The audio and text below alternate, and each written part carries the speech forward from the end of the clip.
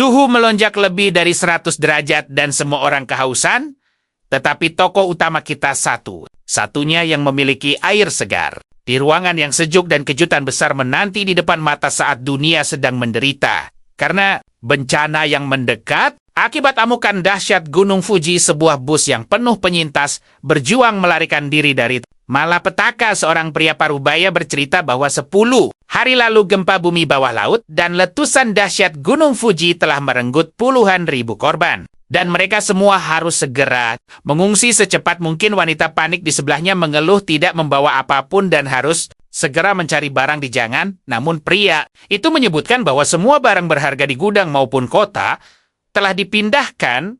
Pada saat yang menegangkan itu, seorang penumpang lain menyela dan berkata, berita itu sudah basi. Danau Dongmin telah mengering total dan gudang Rong juga sudah benar-benar dikosongkan. Wanita terkejut itu bertanya apakah hal tersebut sungguh terjadi dan membayangkan bahwa total nilai dari persediaan yang hilang pasti akan mencapai miliaran. Suara gumaman di latar belakang mengungkap peringatan tokoh utama tentang kerugian, triliunan persediaan yang sirna, serta bencana alam mendesak mereka untuk segera membuka mata terhadap akhir zaman yang tak terhindarkan. Wanita yang terkejut bertanya apakah saat ini sungguh merupakan akhir dari segalanya. Karakter itu membalas dengan nada menantang mengatakan pasti ini hanya lelucon belaka. Jika memang ini akhir dari dunia, dia sangat antusias melihatnya. Karena pada saat itulah semua makhluk hidup berada di posisi yang sama. Tokoh utama kita merenungkan tentang hilangnya keadilan nyata di antara makhluk hidup, bahkan dalam situasi penuh bencana ini. Dia membagikan kisah pengalaman pribadinya yang hanya menjadi kurir pengantar biasa di kehidupan masa lalunya kini dengan bencana yang sedang berlangsung akibat anomali energi matahari misterius. Dia menyadari krisis barang yang luar biasa, bahkan hal kecil seperti sebungkus mie instan kini telah berubah menjadi kemewahan. Sang tokoh utama dengan karisma berbicara tentang tatanan dunia baru yang terbentuk akibat bencana besar yang mengancam gadis yang disebutkan. Tampak sedikit ketakutan, sang jagoan pun menyela sambil tersenyum meminta maaf karena ada hal mendesak yang harus dilakukannya. Dia turun dari bus lalu bertanya-tanya apa yang jauh lebih penting saat kiamat terjadi. Berdiri di depan sebuah gudang, dia dengan tegas menyatakan, tentu saja persediaan, sambil mengambil mantel dari perusahaan. Dia bergumam ceria bahwa dulu dia membuang waktu hanya demi mencari barang dan kini dia harus bersiap lebih awal. Seorang petugas keamanan menegur bahwa dia terlambat 21 detik. Tokoh utama tersenyum lalu meminta maaf di kehidupan sebelumnya.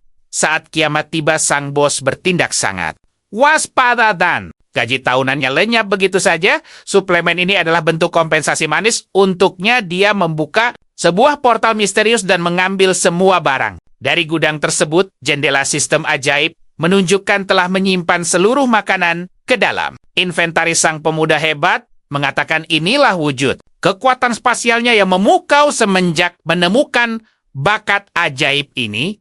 Segala sesuatu di sekitarnya bisa dimasukkan ke dalam sebuah ruang kubik raksasa berukuran fantastis 10.000 meter untuk panjang lebar dan tingginya sesuai dengan kehendaknya sendiri.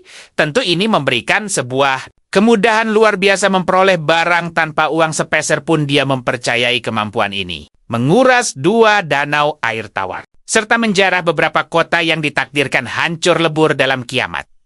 Dalam situasi seburuk ini, bahkan sebungkus mie instan adalah barang paling mewah, belum lagi makanan segar. Dan waktu di sini membeku total, membuat makanan tetap segar tak peduli seberapa lama. Waktu yang berlalu sambil menangis bahagia, terharu dia bersorak ceria karena akhirnya tak perlu lagi menderita memakan kotoran di masa kiamat seperti kehidupan. Sebelumnya, saat asik menganalisis barang dalam sistem dengan senyum bangga, dia bergumam setelah mengumpulkan begitu banyak persediaan, akhirnya dia bisa bernapas lega dengan sangat tenang. Namun tepat pada momen itu, para pegawai datang salah. Satunya meminta bantuan seseorang untuk mulai mengangkut barang, tapi saat pintu dibuka lebar, mereka seketika syok berat melihat seluruh barang berharga itu telah lenyap tanpa sisa. Sang Pegawai bertanya kemana semuanya lenyap dengan santai. Tokoh kita menjawab bahwa dia mengambil. Semuanya pegawai itu kebingungan menanyakan bagaimana caranya dan menyuruh yang lain mengejarnya. Namun sang jagoan langsung membuka portal. Sambil melangkah pergi, dia berseru ceria tak boleh terlambat. Lalu pamit orang-orang melongo tak paham bagaimana dia menghilang bak sihir di adegan lain. Sang pemuda mungkul. Dari portal menuju sebuah gang sempit inilah kekuatan luar biasa. Keduanya lompatan spasial dia. Mampu memindahkan dirinya dalam jangkauan jarak 3 meter. Berkat kekuatan di masa kiamat ini, dia bisa menerobos gedung terbengkalai demi mencari barang dan melarikan diri dengan sangat aman. Dia bersorak misi belanja gratis, sukses terselesaikan. Dia kemudian menerima sebuah notifikasi di ponsel kesayangannya tentang peringatan dari pernyataan resmi untuk mencegah kepanikan massa.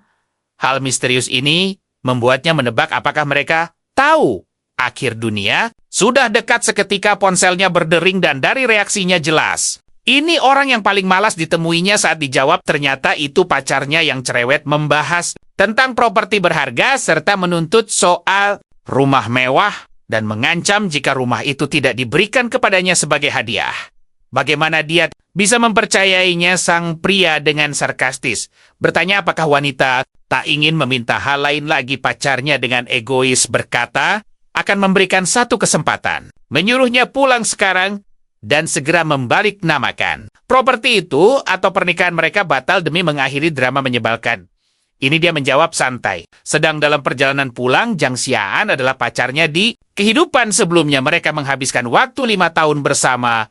Dalam kiamat, dia rela mencari makanan kemana-mana dan membawanya ke zona paling aman. Tanpa perjuangan kerasnya wanita itu pasti sudah menderita kelaparan hebat di masa kiamat dari sini. Kita melihat betapa dia seharusnya menjadi pahlawan yang membawa perbekalan untuk pacar dan pria lain, membuatnya sadar telah ditipu mentah-mentah. Tapi kali ini, mereka berdua harus membayar mahal atas perbuatan licik itu. Tentu saja mereka tak akan tumbang semudah itu. Dia ingin mereka merasakan penyesalan ribuan kali lipat. Dia mengepalkan tangan dengan dramatis, lalu menarik napas panjang. Kini dia butuh banyak uang untuk melengkapi daftar rahasianya. Otak jeniusnya berputar mencari dana segar. Dia menelepon seseorang dengan penuh percaya diri dan setuju. Menjual rumah dengan harga miring, tapi dananya harus masuk rekening detik ini juga. Saat langkah tegapnya tiba di depan pintu gedung, pacarnya langsung mengomel panjang lebar karena lelah menunggu. Dengan gaya keren dia hanya lewat begitu saja dan menyuruh gadis itu menyingkir. Pria satunya membentak sok jagoan soal rumah itu dan mengancam masa depannya akan segera tamat sambil mengayunkan tongkat bisbol. Tiba-tiba sebuah gerakan kilat terjadi. Sang karakter utama kita mencengkeram kerah pria itu dengan tenaga luar biasa. Dia membantingnya ke tanah sambil tersenyum sinis. Ini rumahku, jadi terserah apa mauku. Sang gadis memohon agar melepaskan pria itu.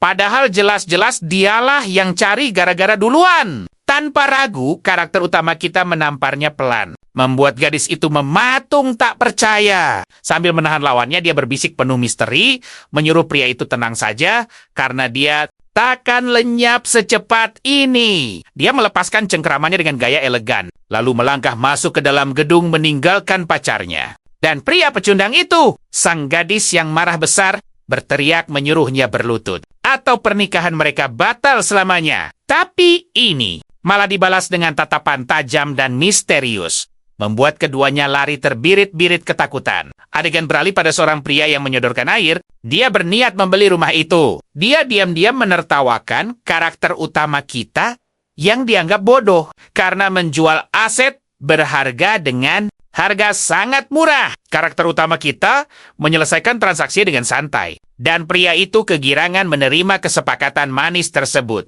untuk segera memproses balik nama. Setelah semua tanda tangan selesai, transfer $700.000 berhasil masuk. Saat keluar gedung, dia tersenyum misterius.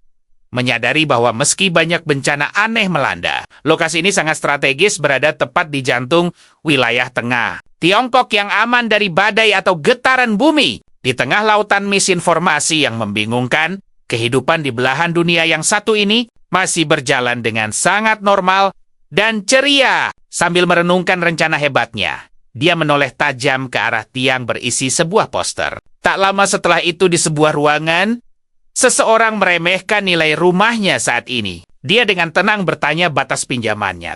Dalam hati dia teringat kakak Wang Hao yang gugur tertelan monster buas saat bencana alam terjadi. Sang rentenir dengan angkuh berkata, dia hanya bisa meminjam $500.000, tapi sertifikat rumah harus ditahan. Karakter utama kita malah tersenyum penuh kemenangan dan langsung menyerahkan sertifikat itu. Menyuruhnya tak perlu cemas, karena begitu keuntungan besarnya cair, dia akan melunasi semuanya dengan sangat cepat. Rentenir itu mengira karakter utama kita adalah pemuda licik yang bahkan rela menggadaikan apa saja demi sebuah keuntungan berlipat ganda. Dan bercanda mungkin akan menyingkirkannya nanti. Tapi karena sertifikat sudah di tangan, semuanya terasa sangat menguntungkan. Sang karakter utama pun menerima uang itu dengan ceria. Sementara itu kita melihat Chen Yong masih terus mengeluhkan kejadian memalukan tadi. Namun kebetulan matanya menangkap sosok sang pemuda keluar dari gedung. Dia sangat penasaran dengan rencana misteriusnya. Lalu memutuskan untuk menguntitnya diam-diam. Sang pahlawan kita melangkah masuk ke hotel mewah dan bernostalgia bahwa tempat sekuat ini sangat mustahil. Runtuh oleh hantaman air laut atau badai salju ekstrim. Hotel Kota Hijau ini adalah legenda yang bertahan melewati segala macam rintangan epik. Dia dengar kamar kelas presiden di sini memiliki fasilitas tingkat dewa.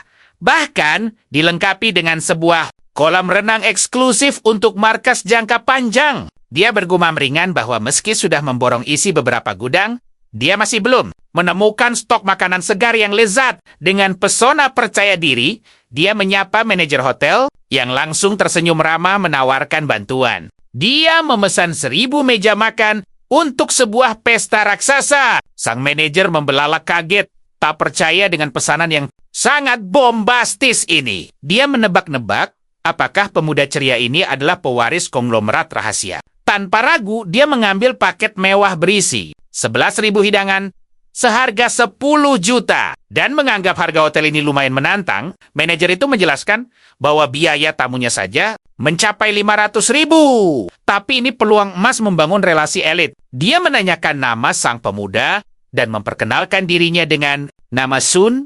Dengan mata berbinar, dia bertanya apakah pemuda itu akan menikah. Dia mengiyakan sambil meminta tolong untuk segera memesan kamar kelas presiden. Setelah semua urusan epik ini selesai, dia melangkah keluar dengan senyum lebar. Perasaannya sangat gembira, karena kini 10 juta hidangan segar sudah aman di tangan. Dia membayangkan kelezatan restoran bintang 5, berpadu dengan dunia masa depan yang penuh misteri, di mana sebongkah es akan bernilai miliaran. Sementara itu Sun asik berfantasi tentang bulan madu romantis di kamar presiden dan berpikir gadis yang menikahinya pasti sangat beruntung. Namun tiba-tiba perusak suasana muncul. Seseorang datang dan dengan lancang bertanya pada manajer apa yang pemuda itu lakukan. Sang manajer menatap heran dan bertanya siapa dia. Gadis itu dengan angkuh mengaku sebagai pacarnya. Sun menjelaskan bahwa pemuda itu memesan ribuan meja pesta dengan uang muka fantastis 500.000 dan memujinya sangat beruntung memiliki kekasih sehebat itu. Namun aura manajer itu seketika mendingin melihat tingkah Chan dan membatin bagaimana orang kaya tipe wanita seperti ini. Mendengar hal itu, Chan pun terheran-heran. Sang manajer lalu menjelaskan bahwa para konglomerat memang suka menyembunyikan identitas asli mereka. Mereka menunggu hingga hari pernikahan tiba untuk mengungkapnya. Tentu saja, mereka khawatir pasangan mereka hanya mengincar harta. Chan mulai curiga. Apakah pemuda itu diam-diam adalah pewaris kaya raya? Bukti terungkap saat tokoh utama kita memamerkan bukti pembayaran sebesar $500.000. Temannya bertanya pada Chan, dengan perayaan semewah itu di Hotel Bintang 5, siap saja tamu undangan mereka. Sambil tersenyum ceria, Chan menjawab bahwa pemuda itu pasti akan mengenalkannya pada kalangan elit kelas atas. Sang teman yang kebingungan bertanya, apa langkah mereka selanjutnya? Dengan penuh tekad, gadis itu menyatakan akan mengambil langkah berani untuk memberikan kesempatan kedua bagi pahlawan kita. Sambil asyik membayangkan dirinya duduk di singgasana bagai ratu sejagat, dia berucap dengan antusias bahwa takdir luar biasa ini tak pernah terlintas dalam mimpinya. Terlebih lagi, dia akan mendampingi Suchen tercinta. Sementara itu, tokoh utama kita menghitung pengeluaran hebohnya. Sisa $800.000 rasanya kurang menantang. Dia pun tertawa lepas penuh percaya. Diri merasa rugi besar jika tidak memanfaatkan aplikasi pinjaman daring secepatnya. Tanpa ragu sedikit pun, pemuda luar biasa ini langsung mengunduh lebih dari 80 aplikasi, bersuah foto 30 kali, dan meraup dana pinjaman hingga $30 juta. Usai bersenang-senang, dia merasa lega telah mengumpulkan 970.000 lagi. Namun, waktunya makin sempit. Dia harus segera memulai petualangan belanjanya. Ada 3 target utama: perapian super, mesin pembuat es, dan arang berkualitas. Karena barang antik seperti ini tak tersedia di pasar swalayan biasa, dia sangat bersyukur dengan adanya toko daring praktis. Baginya, tak peduli tantangan suhu ekstrem yang menanti, persiapan maksimal adalah kunci kemenangan. Pemuda tangguh kita langsung menghubungi relasinya, memesan dengan tegas 2.000 ton arang khusus. Tanpa asap, senilai $500.000. Tak berhenti di situ, dia beralih menghubungi pabrik es raksasa untuk menyiapkan persediaan. Menghadapi bencana tak terduga nanti, saat baru melangkah keluar dari apartemennya, terdengar suara panggilan. Mantan kekasihnya dan sang sahabat telah menantinya di sana. Sahabat gadis itu memelas, mengklaim bahwa mereka selalu merindukannya. Di dalam hatinya, sang tokoh utama tersenyum ironis. Teringat memori lama saat dia mempercayakan rumahnya pada gadis ini di masa lalu yang kelam. Dengan santai dia bertanya, perlu apa mereka kemari? Sang sahabat mengelak, beralasan hanya ingin menguji kesetiaannya selama ini. Mantan kekasihnya lalu memohon waktu berdua, mengaku perasaannya sedang kacau, yang menjadi alasan dibalik sikap kasarnya kemarin. Tanpa terpengaruh sedikit pun, sang pemuda dengan mantap mengabaikan drama tersebut dan menyatakan punya misi penting. Sikap dinginnya yang penuh misteri membuat sang gadis tertegun, sementara temannya langsung membisikkan rencana nekat untuk menguntit. Keduanya pun menyewa taksi. Di tempat lain pahlawan kita tiba di lokasi pertemuan untuk bernegosiasi. Sang pemilik pabrik menyambut ramah. Tampak kagum melihat aura pebisnis muda yang begitu kuat. Sang tokoh utama lalu menanyakan estimasi. Waktu pengerjaan 2 ton es konsumsi premium, Casio membanggakan fasilitasnya sebagai pabrik paling canggih dan efisien. Dia menjanjikan dengan yakin bahwa butuh 3 hari untuk menyelesaikan pesanan spektakuler itu. Sang pahlawan tersenyum puas, segera mengatur transfer dana fantastis dan memintanya mengirimkan semuanya ke titik koordinat rahasia. Pria itu menyetujui semuanya dengan antusias. Wajahnya berbinar gembira melihat nominal uang muka yang menggiurkan. Lalu penasaran mengapa pemuda ini memborong es sebanyak itu. Dia bahkan menawarkan kerjasama jangka panjang. Sang pemuda hanya membalas dengan senyuman penuh teka-teki, bercanda akan menyumbangkan es itu untuk aksi sosial di Alaska. Terpesona, pria itu memuji efisiensi sang pahlawan muda yang langsung datang bernegosiasi dengan angka fantastis. Tepat pada momen epik itu, taksi para penguntit tiba di lokasi. Sang pemilik pabrik mengira ini pertemuan bisnis lanjutan, namun ternyata Chan dan sahabatnya yang menyela penuh rasa ingin tahu, lancang memperkenalkan diri sebagai kekasih sang miliarder. Pria pabrik itu pun tersenyum geli, merasa situasi ini mirip komedi detektif remaja, lalu membocorkan bahwa pemuda misterius itu baru saja memborong es senilai $800.000. Keduanya menahan napas. Takjub dengan kekayaan. Luar biasa pemuda itu. Yakin bahwa dia adalah konglomerat tersembunyi. Sang teman mendesak untuk tahu alasan pembelian ekstrem tersebut. Pria itu dengan polos menjawab soal rencana donasi es ke Alaska, membuat kedua gadis itu terbengong-bengong. Setelah sukses mengamankan seluruh persediaan, penting untuk menyambut perubahan dunia yang dramatis. Sang pahlawan bersantai di sebuah kafe estetik, menikmati keindahan momen tenang yang tersisa. Di kehidupan masa lalunya, dia terlalu sibuk bertarung melawan nasib, hingga lupa meluangkan waktu sejenak di tempat senyaman ini. Tiba-tiba, Seorang pelayan cantik menyodorkan buku menu unik. Ada satu simbol tanda tanya misterius yang langsung memicu rasa penasarannya yang tajam. Sang pelayan dengan senyum ceria menjelaskan bahwa itu adalah mahakarya rahasia racikan koki utama. Mereka, tentu saja, pahlawan kita merasa tertantang dan segera memesannya. Sambil menunggu,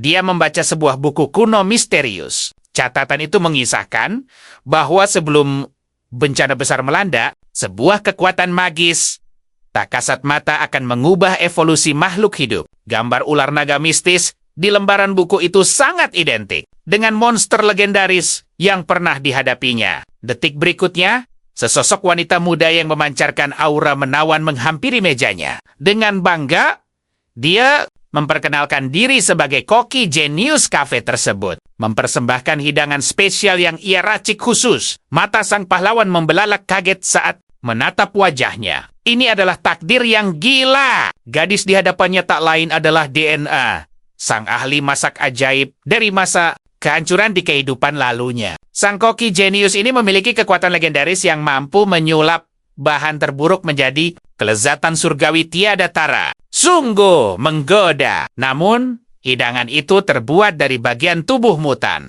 Memakannya sama saja mencari celaka. Gadis itu pun bertanya, apakah dia sengaja meragukannya atau takut gadis secantik dirinya meracuni makanannya? Dengan senyum memikat, dia menjelaskan bahwa hidangan spesial itu bernama olahan lambat, tanpa minyak sawit. Sementara yang satunya digoreng renyah dengan balutan pastry. Sebuah steak dua rasa yang pasti meninggalkan kesan rasa mendalam. Sang tokoh utama tersenyum puas, memuji kelezatan luar biasa itu. Harga $110.000 sungguh sangat sepadan. Dia lalu bergumam bahwa pasti seru jika gadis itu memasak untuknya saat hari kiamat tiba. Namun, siapa yang tahu niat aslinya? Sementara itu, di luar sana, pacar dan temannya sedang mengintip dengan penuh rasa penasaran. Sang teman berbisik takjub mendengar desas-desus bahwa restoran mewah ini benar-benar luar biasa mahal. Mengingatkannya agar terus menempel ketat. Sang pacar tersenyum percaya diri.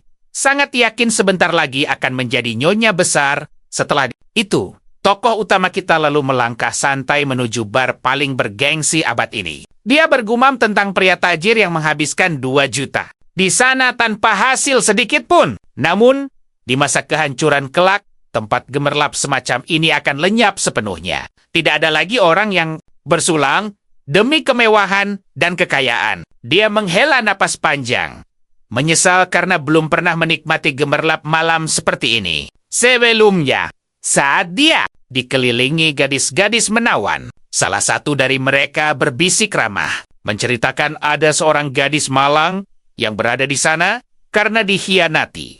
Sang pakar, mereka pun mengajaknya bersenang-senang menikmati malam. Sambil tersenyum penuh rahasia, sang tokoh utama dengan santai berucap bahwa sifat asli seorang pria sudah terukir dalam tulang dan nalurinya. Tepat pada detik yang dramatis itu, gadis malang tersebut tiba-tiba menenggak habis minumannya, membuat sang tokoh utama terperangah kaget. Gadis itu membanting gelasnya ke meja hingga bergetar hebat, lalu menatap tajam dan bertanya apakah dia masih melajang, lalu mulai merayunya dengan genit. Sementara itu, 2 penguntit kita akhirnya tiba di klub dan langsung menangkap basah sang tokoh utama bersama gadis asing itu. Drama perselingkuhan seolah sedang terjadi di depan mata. Sang tokoh utama lalu mengajak gadis itu ke ruangan yang lebih tertutup. Sementara gadis itu terpesona oleh perawakannya yang gagah. Mereka beranjak naik, tanpa sadar 2 bayangan terus menguntit. Saat memasuki ruangan tertutup itu,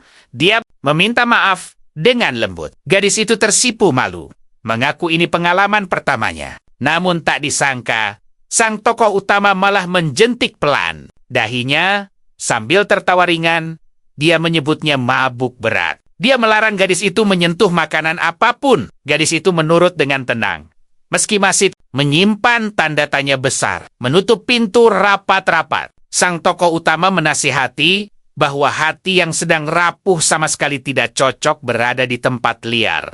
Seperti ini, dia melarangnya kembali lagi di masa depan. Namun, Sekilas dia tersenyum getir, menyadari masa depan dunia segera sirna. Dia bergumam, ini adalah kesempatan langka, dan dia sangat enggan meninggalkannya begitu saja. Sayangnya, dengan dua penguntit merepotkan yang terus membayanginya sepanjang malam, dia tidak akan pernah bisa bersenang-senang sedikit pun malam ini. Beberapa hari kemudian, Soton mulai menata rapi semua barang belanjaannya di sebuah gudang raksasa.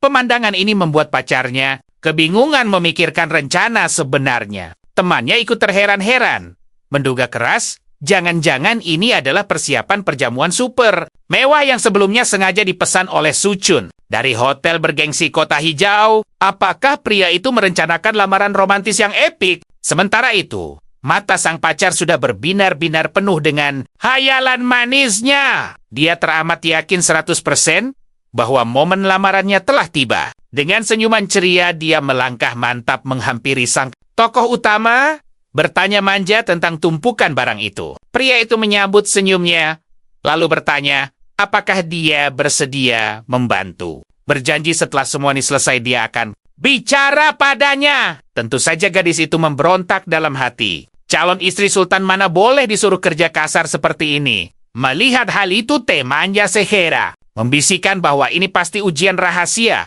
untuk membuktikan kelayakannya sebagai nyonya besar. Termotivasi, gadis itu pun mulai mengangkat kardus-kardus berat tersebut sambil berseru riang bahwa seorang calon istri kaya raya wajib memiliki karakter dan kemampuan mumpuni. Dia bertekad bulat melewati ujian ini. Temannya pun dengan senang hati ikut turun tangan membantu, diam-diam berharap mendapat cipratan imbalan nantinya. Melihat kedua orang itu banting tulang, sang tokoh utama diam-diam tersenyum puas menikmati aksi balas dendam kecil yang sangat menghibur ini. Setelah beberapa jam bekerja keras, Chen tampak sangat kelelahan.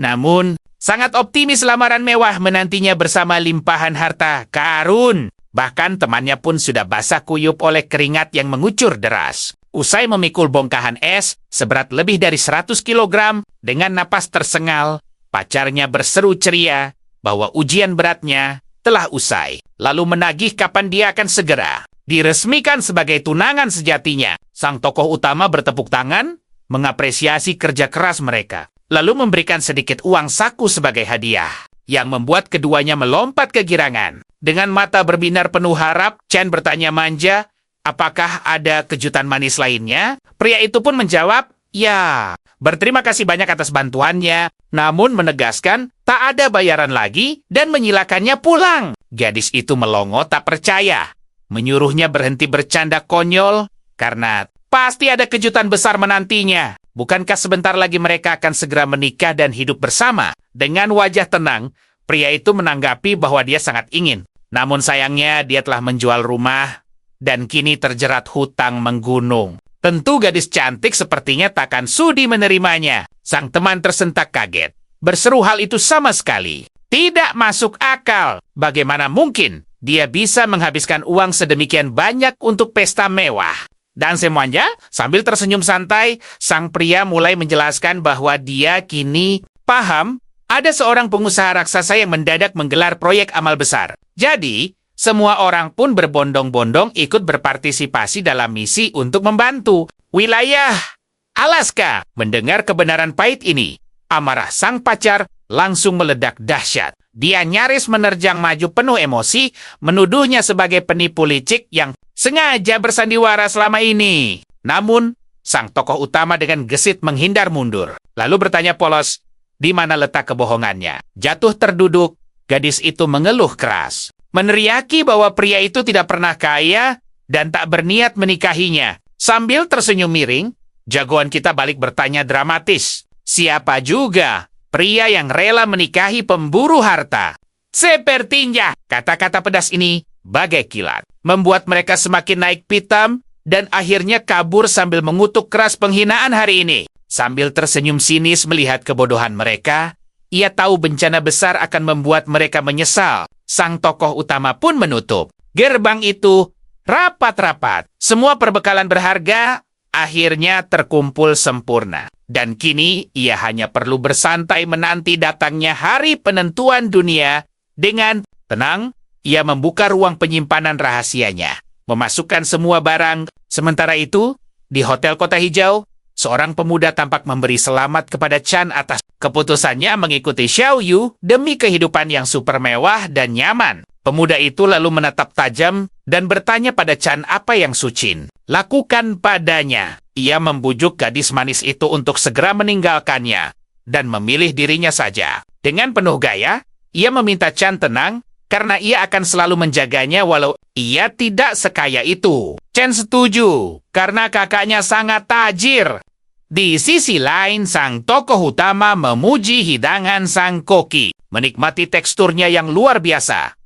Membuat Chan terheran-heran melihatnya di sana. Wang Haoyu berseru bahwa pemuda itulah yang menyerangnya. Sang kakak melangkah maju, memastikan apakah benar dia pelakunya. Namun, sang tokoh utama malah asyik mengunyah bistiknya dengan santai. Pria itu berkata, iya, telah lama mencarinya, dan tak menyangka ia berani menyentuh adiknya. Wang Haoyu dengan penuh tanda tanya memastikan apakah kakaknya mengenalnya. Iya, mengangguk mantap, membenarkan bahwa ia meminjamkan $600.000 yang harus dilunasi besok. Chan bergumam cemas, merasa sangat takut jika ia takkan pernah bisa melunasi utang sebesar itu pada Dek. Ia merasa lega tidak pernah terikat dengannya sejauh itu. Sahabatnya pun penasaran bagaimana sang tokoh utama berani meminjam uang sebanyak itu. Namun sungguh mengejutkan.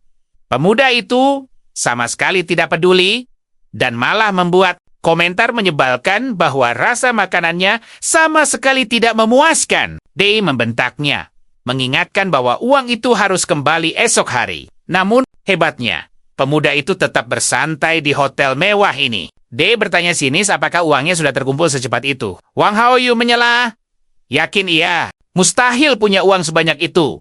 Dan hanya membuang waktu mereka saja. Tepat pada momen menegangkan ini, sang manajer datang mencoba menenangkan suasana. Bertanya apa yang sebenarnya sedang terjadi. Dei Mendenggus engku bersumpah jika pemuda itu mau berlutut dan memohon maaf pada adiknya, ia akan menganggap masalah ini selesai. Namun, sang manajer wanita bertanya padanya. Dan ia menjawab santai bahwa tidak ada apa-apa. Hal ini membuat Dei meledak dalam amarah. Berteriak bahwa ia sudah berbaik hati memberinya kesempatan. Tapi tiba-tiba, sosok misterius muncul dan bertanya ada keributan. Apa di sana? Serta siapa yang berani membuat masalah sebesar ini? Sang tokoh utama tersenyum penuh arti. Menyadari bahwa itu adalah Gao. Sang kakak bertanya, apa tujuan Gao kemari? Dengan aura mengintimidasi. Gao menyatakan ia punya urusan sangat penting dengan pemuda itu. Menuduhnya telah memicu masalah dan tidak akan bisa lolos begitu saja. Dei menelan ludah, membatin bahwa pria menakutkan ini adalah pebisnis terkenal yang punya jaringan luas dan bukan orang yang bisa diremehkan. Di sisi lain, sang tokoh utama tersenyum tipis, mengingat julukan legendaris pria itu, penghancur tulang. Ia adalah sosok berkekuatan hebat di kota ini dan memiliki koki neraka sebagai bawahannya yang paling setia. Tempat itu pun kelak menjadi lokasi pertama di mana kebangkitan energi misterius muncul setelah jatuhnya hari penentuan dunia. Tampaknya, pria tangguh ini mendapatkan kekuatan epik penghancur tulangnya justru berkat fenomena kebangkitan awal di tempat luar biasa tersebut. Jadi, ini adalah kesempatan emas yang sangat langka baginya. Gao merasa pemuda itu begitu menarik. Setelah itu, sang koki dan Gao tiba di sebuah ruangan megah. Mereka berdua menemui putra sang koki yang sedang asyik menikmati anggur. Mewah. Gadis cantik itu bertanya dengan riang, apa yang bisa ia bantu? Pria itu memuji pesona Nona Duan yang sangat menawan. Dan betapa senangnya ia bisa bertemu langsung dengannya. Ia menyodorkan segelas minuman. Sebuah gestur manis, namun membuat sang gadis waspada akan niat tersembunyinya. Lalu, layar berpindah menyorot. Tokoh utama kita yang juga menyesap anggur berkualitas. Ia bernostalgia, mengingat kehidupan lamanya saat bersembunyi di ruang bawah tanah bersama kekasihnya Demi. Menghindari bencana hari penentuan. Ia tak menyangka gadis itu bisa sampai sejauh ini setelah dulu ditinggalkan. Dengan tekad baja, ia bersumpah akan membuang semua lara masa lalu. Pandangannya lalu tertuju pada Dei dan adiknya di area kolam renang. yang sedang mengeluh bahwa udara malam ini terasa jauh lebih panas dari siang hari. Sang adik menyahut itulah alasannya mereka pergi ke kolam. Namun keduanya tetap saja bertingkah layaknya dua orang bodoh. Pemandangan beralih pada Chan dan sahabatnya yang takjub menatap langit malam.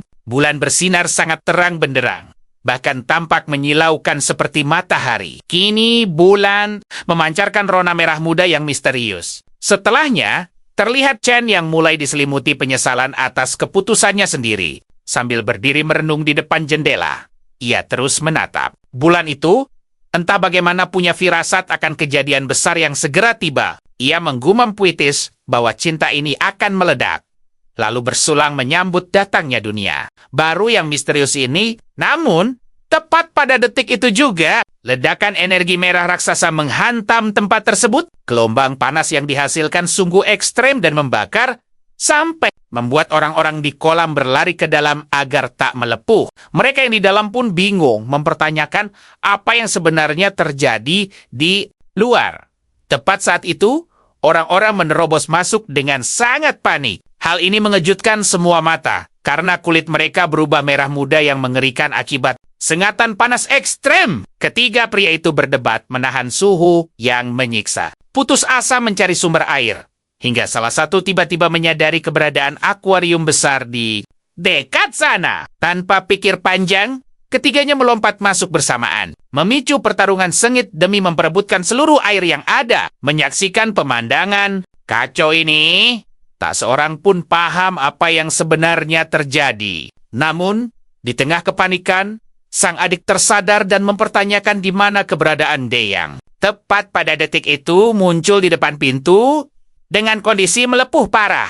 Adegan beralih pada sang bos yang sedang berbincang dengan Gao serta Duan, lalu mempertanyakan mengapa gadis manis itu belum meminum anggurnya. Gao menimpali bahwa ia telah menyiapkan pesta perjamuan megah, mencoba mengalihkan pembicaraan yang menegangkan itu. Namun, sang bos menegaskan dengan dominan bahwa tidak ada yang boleh menolak anggur sajiannya. Dan itu bukan urusan Gao. Duan dengan nada berani membalas bahwa Gao meninggalkannya dengan masalah besar. Gadis itu lalu mempertanyakan kemana perginya putra sang ketua hari ini, dan merasa sangat yakin bahwa ada rahasia. Firasatnya mengatakan ada yang aneh dengan minuman itu. Saat ia bimbang, cahaya bulan misterius tiba-tiba menyinari mereka. Hawa panas luar biasa menyengat. Mereka buru-buru menutup jendela, benar-benar kebingungan dengan kejadian aneh ini. Di tengah tanda tanya besar, Duan justru merasa sedikit lega karena fokus mereka teralihkan. Lalu, manajer berusaha menenangkan suasana yang kacau. Ia meminta semua orang memanggil bantuan dan bersabar. Tiba-tiba, gak muncul, gak turun, dan bertanya-tanya. Temannya berseru bahwa cahaya terang itu membuat suhu meningkat sangat tajam. Suhu luar melonjak drastis hingga 70 derajat. Laporan menyebutkan sedikit korban, sementara bos besar sibuk menelepon menteri. Ia meminta jemputan darurat. Gak terus mendesak bosnya, yang berdalih mereka sedang berjuang keras mengamankan segalanya. Mereka mati-matian mencegah krisis listrik. Sayangnya, tenaga kerja sangat minim untuk menghadapi bencana mendadak seperti ini. Sementara itu, Dahai terjebak situasi pelik. Orang-orang mendesaknya segera ke rumah sakit.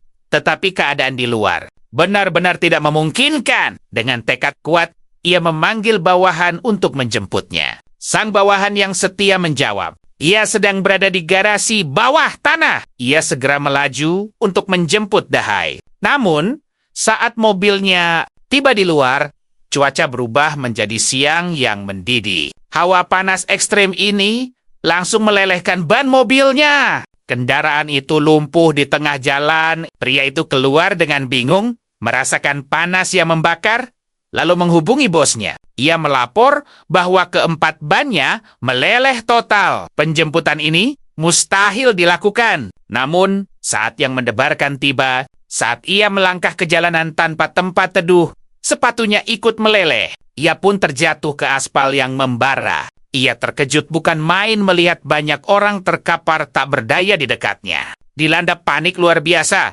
ia berusaha bangkit, namun nahas.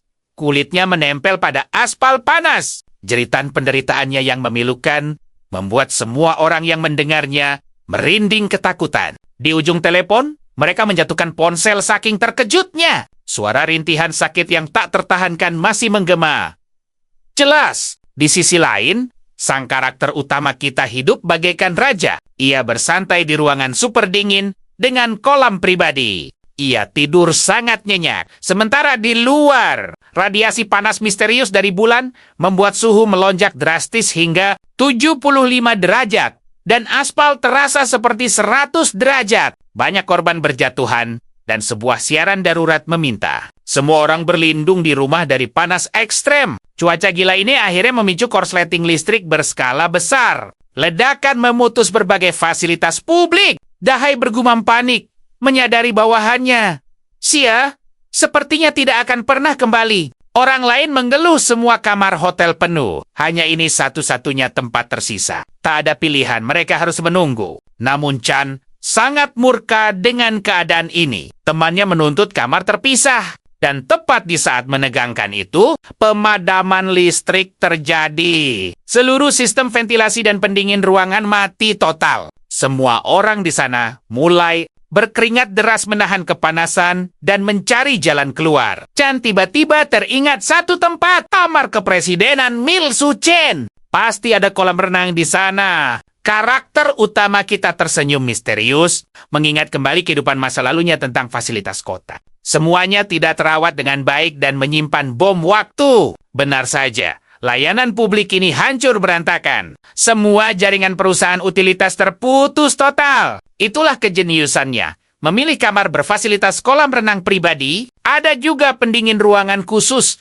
dan baterai raksasa penstabil suhu. Belum cukup, ia bahkan dengan cerdas menambahkan tumpukan balok es ke seluruh penjuru ruangan. Persiapannya menghadapi kiamat ini sungguh luar biasa matang dan sangat epik. Perutnya mulai keroncongan. Dengan santai, ia mengeluarkan hidangan lezat dari dalam sistem. Ia bergumam, di hari pertama kiamat, sarapan nikmat adalah kunci kebahagiaan. Ia bertanya-tanya kapan rencananya berjalan. Saat tiba-tiba, terdengar rentetan ketukan pintu. Begitu terbuka, kabut es menyegarkan menyapu keluar, membuat orang-orang di luar ternganga takjub. Benar-benar luar biasa. Sang protagonis dengan tegas bertanya tujuan mereka. Mata mereka melotot melihat es, makanan, dan listrik. Mereka menuduhnya egois karena tidak berbagi surga es itu. Dahai dengan angkuh maju dan berseru bahwa ia harus membalas budi dengan menyerahkan kamarnya. Namun, saat Dahai melangkah masuk, Suchen memberi kejutan tak terduga dengan senjatanya. Melumpuhkannya hingga ia gemetar ketakutan. Dengan aura mengintimidasi, sang protagonis mengancam. Siapapun yang berani melangkah akan tamat. Semua orang pucat pasi dan merinding. Dari mana ia mendapat senjata itu? Bahkan gemetar dan mencoba menyerah. Ia mengakui kehebatan Suchen, namun suara ledakan memotong ucapannya, membuat jantung semua orang seakan berhenti berdetak. Serangan itu mengenai kaki Hai yang berteriak kesakitan. Suchen menantang siapa lagi yang berani melawannya dan mulai menghitung mundur. 1, 2, pergi dari pandangannya. Adegan beralih. Gal dengan emosi mencecar sang manajer hotel soal persediaan makanan. Sang manajer membalas bahwa seseorang telah memborong 1000 porsi 2 hari lalu. Persediaan mereka hampir habis total. Lalu, Tuan San memerintahkannya untuk menyerahkan semua sisa makanan kepadanya. Keputusan egois ini memicu pertengkaran hebat. Namun tiba-tiba, saat kelompok sombong itu tiba dan menuduh sang tokoh utama, mencoba mencelakainya. Gak membalas bahwa jarang ada orang memiliki senjata. Dan sepertinya ada sosok tangguh di atas sana. Chan berseru bahwa di kamar Suchen sungguh terdapat aliran listrik, udara, sejuk, bahkan sebuah kolam. Semua orang terkejut, bertanya-tanya apakah keajaiban ini nyata. Dan mereka harus menyaksikannya langsung dengan kedua mata mereka. Kerumunan pun bergerak bagai badai menuju kamar tokoh utama kita. Sementara Gao dengan angkuh memberitahu anak buahnya bahwa tak perlu diatur. Setibanya di sana, pintu perlahan terbuka, menghembuskan kabut dingin nan magis yang sekali lagi membuat semua orang terpesona menatapnya. Di momen dramatis ini, mereka memohon dengan dramatis, berkata bahwa ini adalah saat yang tepat baginya untuk belajar menghormati orang yang lebih tua. Tiba-tiba, seorang anak kecil melihat sepanci ayam goreng lezat terhidang di atas meja. Bagaikan hewan kecil yang kelaparan, bocah itu menerobos masuk demi ayam itu, namun baru saja ia menginjakkan kaki. Di sana, sebuah tendangan epik melayang ke dadanya. Ia terpental jauh keluar, membuat semua orang terbelalak kaget mempertanyakan, bagaimana pemuda itu tega melakukan hal setegas itu pada anak kecil.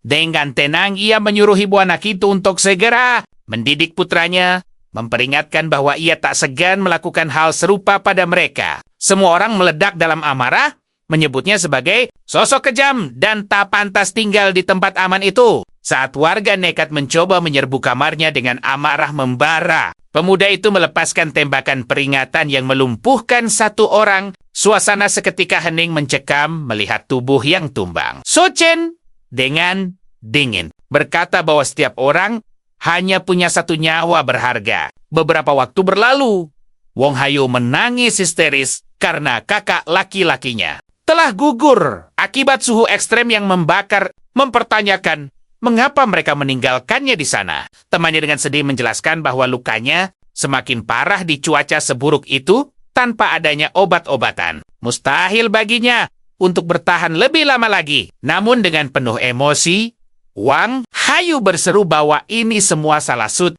Di sisi lain, Chan dan temannya memohon manis agar Su Chen mengizinkan mereka masuk, berkata bahwa mereka sangat menyayanginya dan akan menuruti semua permintaannya. Mengejutkan, pemuda itu mengizinkan mereka masuk. Chan tersenyum lebar, mengatakan ia tahu So Chen takkan mengabaikannya. Namun secara mengejutkan, Wong menerobos maju, mendorong mereka berdua demi menyerbu masuk ke wilayah milik Su. Malangnya, sebuah tongkat bisbol menghantam wajahnya.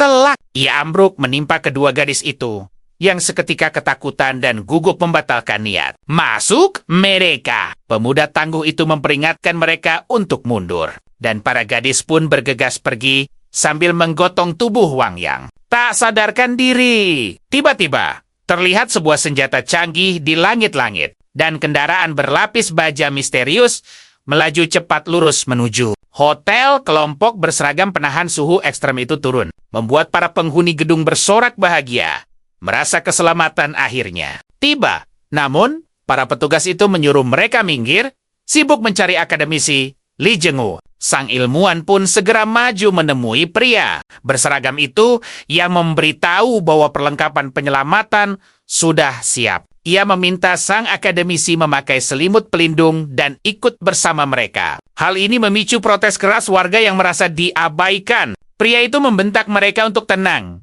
menjelaskan bahwa otoritas pusat telah memulai operasi evakuasi tepat pada jam 12 siang, yang saat ini merupakan waktu dengan suhu udara paling ekstrem. Hari ini, malam nanti, mereka semua akan diarahkan menuju Silicon Valley Plaza, titik evakuasi terdekat dari sana. Pengumuman ini membuat banyak orang murka. Setelah sekian lama menunggu, militer tak kunjung datang menyelamatkan mereka. Kemarahan memuncak hingga putra sang ketua nekat menyerang pria berseragam itu untuk merebut pelindungnya. Namun, ia langsung dilumpuhkan dengan mudah oleh petugas tangguh itu, yang menegaskan bahwa sang akademisi adalah pakar geologi dengan peran sangat vital dalam bencana ini. Ia memperingatkan dengan tegas agar tidak ada yang berani mengganggu. Tiba-tiba, Chan muncul, mengadu secara dramatis bahwa ada pemuda berbahaya bersenjata di dalam gedung yang telah menumbangkan banyak korban, merujuk pada sang tokoh utama. Semua orang serempak membenarkan tuduhan itu. Merasa tertantang, pria berseragam itu melepaskan helmnya, memutuskan untuk turun tangan sendiri. Rekannya mencoba menahannya agar tidak bertindak gegabah. Namun ia membalas dengan senyum percaya diri, meyakinkan bahwa ia sangat tahu apa yang dilakukannya. Ia menyuruh rekannya membawa pakaian itu dan segera menghubunginya nanti. Sambil menaiki tangga, ia penasaran siapa dalam kekacauan ini. Gian diam-diam berharap Su Chen dikalahkan, agar ia bisa menguasai kamar hangat di tengah koridor itu. Pria bersenjata tadi menganalisis situasi dengan sangat waspada dan tiba-tiba menyadari satu hal penting. Ada kamera tersembunyi di balik tanaman. Tepat di momen menegangkan itu, pintu terbuka perlahan. Dan Suchen melemparkan sebuah granat ke arah pria tersebut. Saat ledakan, cahaya menyilaukan meletus. Pandangannya seketika kabur memutih. Belum sempat bernapas, granat asap menyusul dilempar ke arahnya. Kini, petugas tangguh itu benar-benar buta akan keadaan sekitarnya. Tanpa disadari, Suchen telah berdiri di belakangnya mengayunkan tongkat bisbol, dan benturan keras menghantam kepalanya. Perlahan ia membuka mata, mengerang menahan pusing luar biasa, hanya untuk melihat pemuda misterius itu mengamati identitas pasukan khususnya. Sambil memegang senjatanya, Suchen tersenyum tipis, berkata bahwa kini mereka bisa mengobrol. Pria itu balik bertanya, dari mana asal semua udara dingin, serta pistol dan granat mematikan ini? Dengan santai, sang pemuda mengarang cerita jenaka bahwa ia baru saja lulus dari Timur Tengah, mendapat senjata, dan segalanya dari perjalanan serunya. Namun, pria malang yang terikat itu sama sekali tak termakan bualan tersebut. Suchen lalu mempertanyakan, apakah tim evakuasi membiarkan para penghuni pergi sendiri ke sana pagi buta? Pria itu terkejut. Bertanya dari mana ia mengetahui rahasia itu. Menyadari takdir berulang seperti kehidupan masa lalunya. Dia bergumam bahwa suhu fajar bisa anjlok drastis. Namun, terkena cahaya bulan lebih dari 10 menit bisa memicu pingsan dan menumbangkan banyak orang. Menuju tempat perlindungan, pria itu menegaskan pentingnya zona aman. Meski memodifikasi kendaraan penyelamat adalah tantangan besar, banyak warga tak sanggup bertahan. Jadi mereka harus didorong menuju titik evakuasi secara mandiri sejak fajar pagi itu. Sambil menepuk pundaknya, sang tokoh utama membenarkan bahwa selimut dan pakaian katun tebal terbukti mampu menjaga suhu tubuh demi meningkatkan peluang selamat. Sebuah rahasia yang membuat pria itu terperangah. Ragu akan hal itu, sang tokoh utama menodongkan senjata ke dahinya sebagai jawaban pasti. Memaksanya berteriak, "Tunggu sebentar, habisi saja aku setelah kusebar info selimut ini." Dia memohon memakai radio komunikasi, berjanji takkan memanggil bala bantuan. Saat sang tokoh utama memotong talinya, pria itu kebingungan dengan apa yang terjadi. Mengagumi tekadnya, dia melepaskannya kali ini.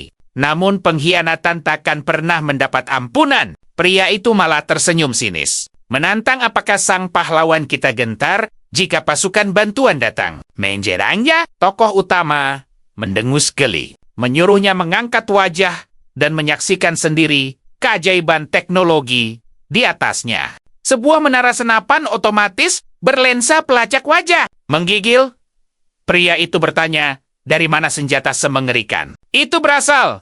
Bukankah sudah kubilang ini barang Timur Tengah? Jika pelatuknya menyalak, tak satu pun akan selamat dari ruangan ini. Sadar posisinya terdesak oleh waktu, pria itu mengangguk paham dan segera bergegas. Di bawah, para prajurit menerima pesannya. Namun bingung kenapa komandan mereka menyembunyikan fakta.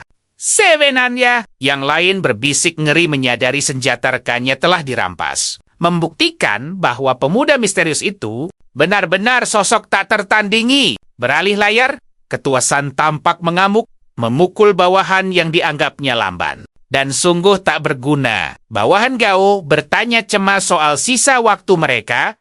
Lalu Gao menjelaskan bahwa pusat telah memulai evakuasi. Saat keteraturan pulih, mereka harus cerdik memanfaatkan koneksi yang tersisa. Tiba-tiba, suara dari kegelapan mengejutkannya. Kekacauan telah menguasai dunia. Masihkah kau bermimpi tentang sebuah keteraturan? Sang bawahan murka ingin menyingkirkan penyusup itu. Tapi Gao menahannya, mempertanyakan tujuan kemunculan sang pahlawan. Pemuda itu tersenyum misterius, menawarkan kesepakatan manis, seraya menumpahkan semangkuk penuh es batu yang berkilauan. Mereka terhipnotis pesonanya. Sang pesuruh berseru girang. Menebak ada harta karun serupa di kamarnya, berniat menyingkirkannya detik itu juga. Sebelum dia bertindak, Gao dengan tenang menyadari bahwa negosiasi adalah jalan terpintar sambil mencecap dinginnya es. Si pesuruh mengeluh, mereka telah terjebak selama 3 hari penuh. Membayangkan surga di kamar itu sungguh memicu adrenalinnya. Gao menatap tajam, menyatakan setuju atas tawaran tersebut. Diam-diam merencanakan kudeta demi merebut ruangannya. Tiba-tiba, Ketua San menjatuhkan wadah es dengan kasar, menuduh Gao menyembunyikan harta itu. Dia mengancam, jika ada barang bagus yang dirahasiakan lagi, nasibnya akan tamat. Tendangan ke kepalanya membuat Gao mendidih dalam diam. Kini menguasai esnya. Ketua mengeluh bahwa persediaan mie instan menipis, mereka bisa musnah tanpa bantuan. Matanya lalu tertuju pada Duan, yang tetap berpakaian tertutup meski kepanasan. Menganggapnya terlalu sok suci, dia menarik lengannya dengan paksa. Tak disangka gadis itu membalas dengan tamparan keras. Pakaian Duan terkoyak, sang ketua tertawa liar, menyuruhnya sekalian melepas semuanya. Namun, Gao muncul dari bayangan dengan aura mengancam. Mencela kelakuan ketuanya, ketua membentaknya untuk bungkam, menyombongkan kebaikannya. Namun, kesabaran Gao telah mencapai batas. Akhirnya hari ini, sebilah pisau menembus sang ketua. Gao berbisik dingin, sang pemuda benar. Dunia ini telah hancur. Jadi pergilah ke jurang penderitaan. Mengambil alih takhta, dia memerintahkan semua menuju evakuasi atau lenyap. Dari kehauan sang tokoh utama memantau panggung sandiwara itu. Tersenyum puas melihat manipulasinya bekerja sempurna. Di kehidupan lalu, Gao adalah penguasa lokal, jadi dia sengaja mempercepat roda takdir ini bergulir. Kesempatannya akan tiba lebih cepat. Tubuh mantan ketua dilempar ke terik matahari. Chen dan temannya mengemis setetes air pada penguasa baru. Gao menenggak airnya, membuang sisanya demi melihat mereka memperebutkannya. Ingin bertahan, kalian harus tunduk padaku. Seorang anak buah ragu. Bukankah kita menuju titik evakuasi? Gao tertawa sinis. Di akhir zaman, kita harus bertahan hidup meski harus merangkak menembus badai. Perjalanan panjang menuju titik itu penuh misteri. Namun, sang penasihat mengingatkan bahwa perbekalan mereka menipis. Mengapa menampung gadis-gadis ini? Gao beralasan, pemuda misterius itu menolak mereka. Padahal tenaga mereka berguna. Di tengah malam yang membekukan, gadis priang bernama Chan bersorak lega. Akhirnya, mereka bisa meninggalkan mimpi buruk ini bersama sahabat sejatinya. 3 hari menahan lapar, sahabatnya membayangkan pesta daging lezat dan soda segar di zona aman. Namun tiba-tiba, anak buah gak merebut. Selimut Chan dengan kasar. Pria itu menggerutu. Bosnya sudah berbaik hati. Tapi mereka malah ingin kabur. Dengan tatapan tajam, dia mengintimidasi dan menagih janji Chan yang rela melakukan apa saja demi bertahan. Di sisi lain, para penyintas berlomba menuju titik evakuasi misterius. Berlindung di balik selimut tebal, seseorang berbisik penuh keluhan. Sejak gak menguasai semua persediaan, pria egois itu tidak pernah membagikan makanan maupun air sama sekali. Daripada menyerah di hotel, mereka memilih nekat menuju zona evakuasi. Sayangnya, udara di luar terasa jauh lebih membakar dari dugaan mereka. Meski sudah mengikatkan papan di sepatu, panas ekstrem dari aspal tetap menyengat hebat. Di momen yang menegangkan itu, seseorang tersandung parah. Kulitnya melepuh seketika saat menyentuh aspal panas. Ia memohon pertolongan dengan putus asa. Namun sayangnya tangisan itu tidak ada gunanya. Semua orang berpaling, berlari panik demi keselamatan masing-masing. Tiba-tiba, sosok Dahai dan putra ketua muncul kembali dari bayang-bayang. Namun kini telah berubah menjadi mutan mengerikan. Sementara itu, sang karakter utama bergumam misterius. Di kehidupan masa lalunya, dia juga pergi ke titik evakuasi yang sama tanpa tahu harus membawa selimut. Jarak tempuhnya memang pendek, tapi entah sudah berapa banyak jiwa yang gugur. Di saat bersamaan, anak buah nggak menyeret kedua gadis itu kembali ke dalam gedung. Ia memaksa mereka masuk ke ruangan rahasia, menyuruh mereka membalas budi. Pria itu mengejek. Apa yang membuat mereka begitu gemetar, hantu? Namun detik berikutnya, sebuah tangan misterius dan menyeramkan menghancurkan jendela kaca. Itu adalah Dahai dan putra ketua yang telah menjadi monster. Mereka melompat masuk dan langsung menyerang semua orang. Sang adik bertanya dengan panik, apakah gigitan monster itu akan mengubahnya juga? Mendengar itu, nggak dengan kejam, langsung mencengkeram keras sang adik. Dia menyuruhnya menguji teori itu secara langsung, lalu melemparkan pemuda malang tersebut ke arah monster. Anak buahnya bertanya cemas, tapi gak menyadari suhu tubuh monster itu ternyata luar biasa panas. Tepat di saat genting itu, sang karakter utama muncul heroik dengan katananya. Dia menyuruh mereka menyingkir. Anak buah gak meremehkan. Apakah pemuda ini benar-benar berani melawan monster ganas itu sendirian? Gak, justru tersenyum licik. Berniat menyingkirkan pemuda itu setelah monster-monster tersebut berhasil dikalahkan. Karena kelompok gak terlalu lemah jika harus bertarung secara langsung melawan mereka.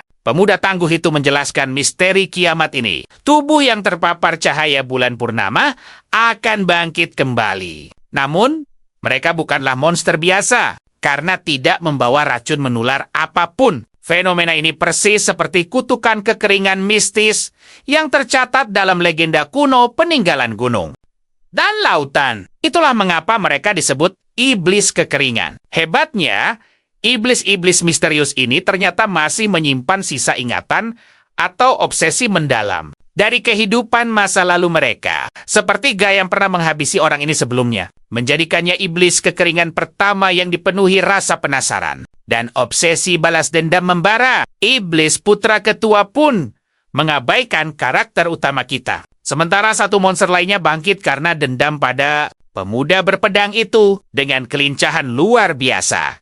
Ia menghindari serangan mematikan monster dahai dan berseru bahwa ini adalah peluang emas bagi Ga. Sambil menaklukkan iblis ketua, monster dahai tiba-tiba menyergap dengan kecepatan kilat. Namun karakter utama kita, dengan senyum penuh pesona dan satu lompatan indah berkata, "Silakan nikmati hadiah dariku." Dia membiarkan Ga menghadapi monster itu sendiri. Dalam keadaan terdesak, Ga kembali menarik sang adik dan melemparkannya lagi sebagai tameng hidup melawan monster. Dia mendorongnya sejauh mungkin demi melarikan diri. Di tempat lain, sambil merasik sebuah minuman, pemuda memukau kita menjelaskan rahasia lain. Inti kristal ajaib terkadang bisa ditemukan di dalam tubuh iblis kekeringan dan monster buas. Kristal mistis ini sangatlah langka. Setelah mencampurkan inti kristal bercahaya itu ke dalam minumannya, dia langsung meneguk energi tersebut. Sampai habis, seketika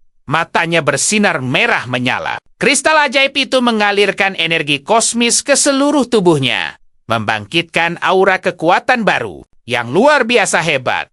Walau dengan efek samping yang mengejutkan, di sisi lain, Ga ternyata berhasil menumbangkan monster itu. Namun, harus menguras banyak persediaan air berharga mereka. Anak buah Ga lalu mencengkeram lengan sahabat Chan dengan kasar. Dia mengancam gadis itu agar tidak kabur. Sambil gemetar, gadis itu memohon. Mereka semua kehausan.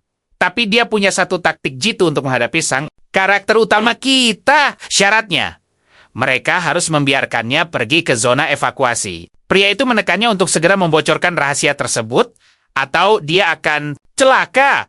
Gadis itu membocorkan bahwa karakter utama kita bertunangan dengan Chan. Jadi, jika mereka mengancam keselamatan Chan di depan apartemennya, pemuda itu pasti akan langsung membuka pintu. Itu akan menjadi kesempatan sempurna untuk menyerang. Pria jahat itu tersenyum puas. Taktik ini benar-benar terdengar seperti ide brilian. Chan Yong marah besar pada pengkhianatan sahabatnya. Pura-pura setuju. Dia bersedia membantu, asalkan diberi hidangan lezat terlebih dahulu. Namun, pria itu memotong ucapannya dengan tawa mengejek. Apakah gadis bodoh ini tidak sadar? Tanpa kulkas dan listrik, semua makanan saat ini pasti sudah membusuk. Gak menatapnya sinis. Bertanya, apakah Chan benar-benar mengidamkan hidangan segar? Jika iya, gadis itu harus berani memotongnya sendiri dengan pisau. Chan menatap tajam.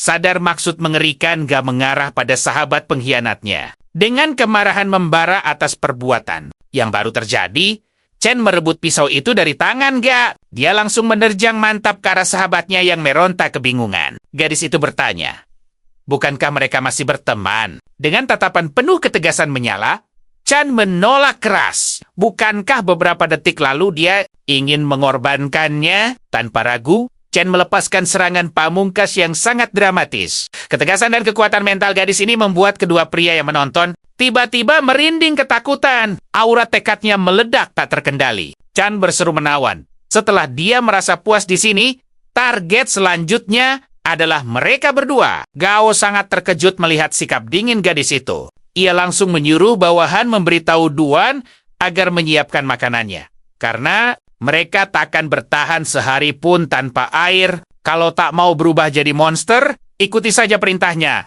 Ia pun segera bertanya pada orang-orang, di mana gadis itu berada. Sementara itu, sang karakter utama kita sedang asyik melatih jurus barunya. Penasaran apakah ini murni kekuatan fisik? Ia yakin ketahanannya terhadap panas meningkat drastis. Otot dan tenaga murninya kini jauh lebih kuat dari sebelumnya. Kekuatan baru yang luar biasa. Tapi tiba-tiba, suara bel pintu mengganggu fokusnya. Ternyata Duan sudah berdiri di depan rumahnya. Gadis itu mulai berpikir, apakah semua orang sudah gila? Ia tak tahan lagi berada di bawah sana.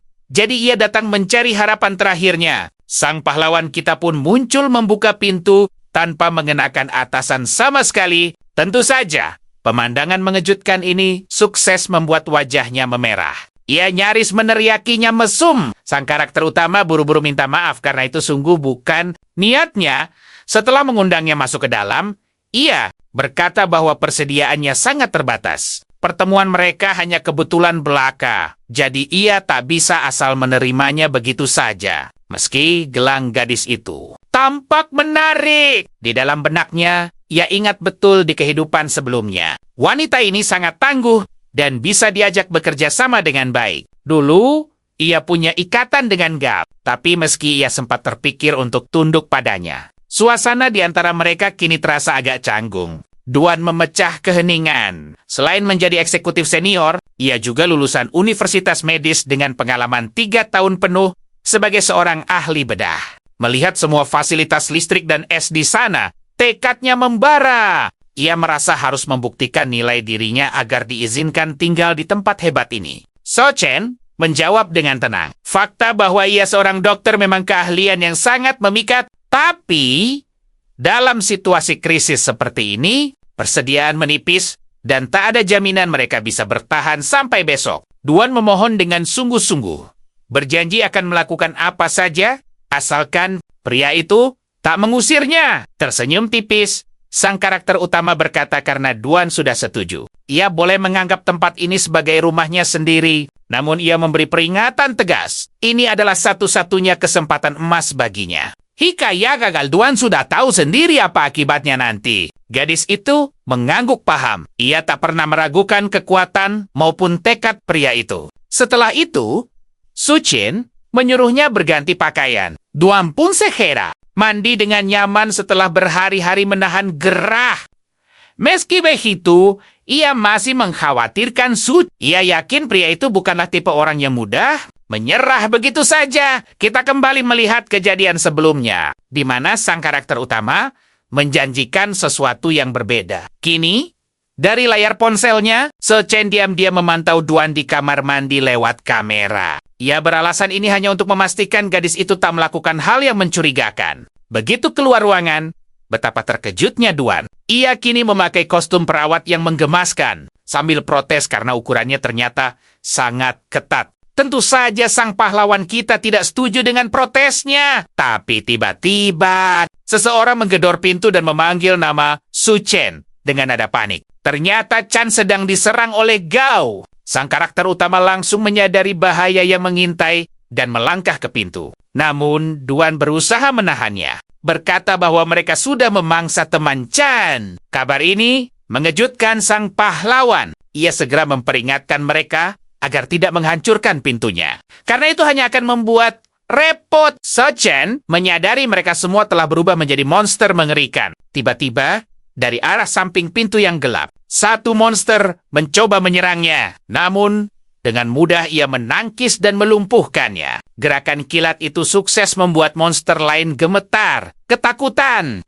Sementara Chan berlari kencang ke arah sang pahlawan untuk minta tolong. Tapi naas, ia harus menahannya karena ternyata Chen juga sudah terinfeksi menjadi mutant. Ini semua gara-gara mereka memangsa sesamanya. Gao tertawa gila, berseru bahwa ini adalah akhir dunia. Kalau memang mereka bisa bertahan hidup dengan cara buas ini, lalu kenapa Chan kini telah sepenuhnya kehilangan akal sehatnya. Menatap buas dan berniat memangsa sang pahlawan kita dengan segala cara. Namun dengan tenang, ia menepis dan melempar Chan jauh hingga nyaris terlempar keluar jendela. Hebatnya, gadis monster itu masih sanggup berpegangan erat, meski posisinya di ujung tanduk. Di saat yang sama, semua mutan mencoba menyergap sang karakter utama. Ia pun tersenyum sinis berpikir bahwa tak ada gunanya membuang peluru berharga untuk keroco ini. Tiba-tiba, bahaya mengancam dari atas. Seorang mutan melompat liar, memaksa sang pahlawan untuk menembak tepat di kepalanya. Memanfaatkan celah sepersekian detik itu, mutan lainnya maju menyerbu dengan pisau tajam berkilat di tangan mereka. Sayangnya, salah satu dari mereka mencoba menyergap lagi dari atas. Tapi dengan santai, rambutnya dijambak kuat lalu dibanting keras ke lantai tanpa ampun. Menggunakan kekuatan penuhnya, ia mencengkram tangan mutan lain, lalu melumpuhkannya dalam sekejap. Mata, musuh lain yang berada di dekatnya pun ikut ditumbangkan. Gao maju menyerang dari depan dengan amarah. Namun ia langsung dicekik dan dilempar hancur menembus tembok tebal. Tapi, di saat yang mendebarkan ini, sang pahlawan menyadari ada hawa kehadiran baru yang sangat kelam. Chan telah berevolusi lagi, kini wujudnya berubah menjadi makhluk yang jauh lebih mengerikan dari sebelumnya. Ia sungguh takjub melihat betapa cepat proses mutasi mengerikan ini. Sambil mengamati, ia memuji bahwa pengamatan Chan terhadapnya ternyata sangatlah tajam. Tanpa membuang waktu, ia mematahkan pertahanan Gao dan menghabisinya untuk selamanya. Kini, ia siap menghadapi ancaman utama, berniat untuk mengalahkannya sekali lagi. Duan menatap Su Chen dengan kagum, karena akhirnya ia berhasil menyapu bersih seluruh gang Gao hanya dengan satu tangan. Namun, monster Chan masih berdiri memancarkan aura ancaman yang luar biasa pekat. Duan memutar otak mencari cara untuk membantunya, karena bagaimanapun juga, ia tak mau jadi beban tak berguna. Sambil menggenggam cambuk erat-erat, ia berseru berani, meminta sang pahlawan membiarkannya melawan monster itu sendiri. Tapi, So Chen dengan cuek menyuruhnya sembunyi saja kalau takut. Menurutnya, melihat Duan berkeliaran memakai kostum ketat itu justru akan sangat mengacaukan konsentrasinya nanti. Mengabaikan percakapan itu, Chan melesat dan berhasil melancarkan serangan kuat. Sayangnya bagi Chan, sang pahlawan kita sudah mengaktifkan mode amukan buasnya, membuat monster itu gemetar ketakutan karena serangannya sama sekali tak mempan. Namun ia tetap nekat maju dan berusaha menggigit leher sang tokoh utama, tapi hasilnya nihil. Sambil tersenyum menantang, ia mengejek apakah gigi tajamnya itu cuma hiasan. Dan kini, tiba gilirannya beraksi. Ia langsung mencengkram erat lengannya, melompat ke punggungnya, dan melumpuhkannya dengan kuat. Ia pun berkata niat awalnya, membiarkannya menderita lebih lama di kiamat ini. Tapi ia harus segera mengakhirinya. Namun di momen kritis ini, monster itu meraih mangsa di tanah dan melahapnya rakus bagikan ular lapar. Keajaiban aneh terjadi, anggota tubuhnya kembali pulih utuh, membuat Dawan terbelalak tak percaya. Sang pahlawan kita justru tertawa kegirangan. Ini berarti pertarungan tak akan berakhir membosankan. Dan ia punya kesempatan untuk menghancurkannya berkali-kali lipat. Dengan langkah penuh percaya diri, ia maju menantang sang monster. Berseru lantang ingin menguji seberapa banyak batas regenerasinya bisa bertahan. Ia memulai serangan kilat dari lengan kanan, kaki, hingga ekornya. Setelah pertarungan yang sangat panjang, monster itu akhirnya tumbang kelelahan di tanah. Namun dengan senyum jenaka, sang tokoh utama berseru itu baru ronde pertama, dan ronde kedua baru saja dimulai. Setelah beberapa menit berlalu, ia menyadari kemampuan pemulihan monster itu perlahan memudar. Xion pun penasaran mengapa begitu. Dan ia menjawab ini demi keadilan. Saat ia menumbangkannya, Dawan bertanya keadaannya.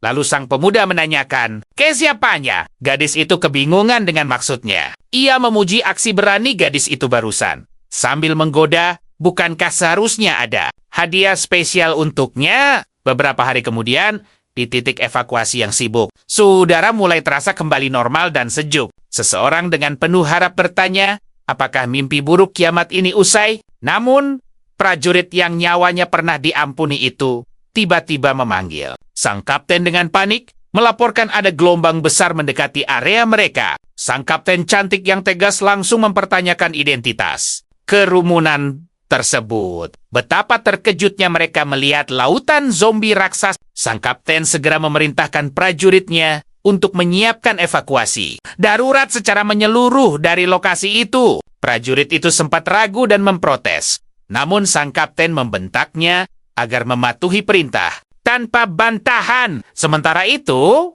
pahlawan kita dengan gaya kerennya berjanji akan menunjukkan kekuatan mode amukannya yang luar biasa. Ternyata, orang itu adalah Dawan, yang keheranan mengapa mereka terus melakukan ini. Sang pemuda santai menjelaskan, karena gelombang panas telah berlalu. Ia harus pergi berpetualang sejenak, berharap bisa meninggalkan kenangan manis tak terlupakan untuknya. Mendengar itu, Dawan memohon apakah ia boleh ikut. Tapi ia menegaskan, hanya butuh rekan dengan 2 syarat mutlak, yaitu sangat berguna dan punya kesetiaan tanpa batas. Dawan pun mengangguk mantap memahaminya. Saat malam tiba, pemuda itu bergumam puas melihat kesetiaannya yang kini sepenuhnya berpusat padanya. Sambil mengeluarkan mobil andalannya dari sistem inventaris, ia sadar harus segera kembali sebelum level Maruba meningkat tajam. Ia teringat kenangan masa lalunya di mana kawanan zombie mengerikan itu bergerak obsesif menuju titik evakuasi hingga memicu gelombang serangan dahsyat. Di tempat perlindungan,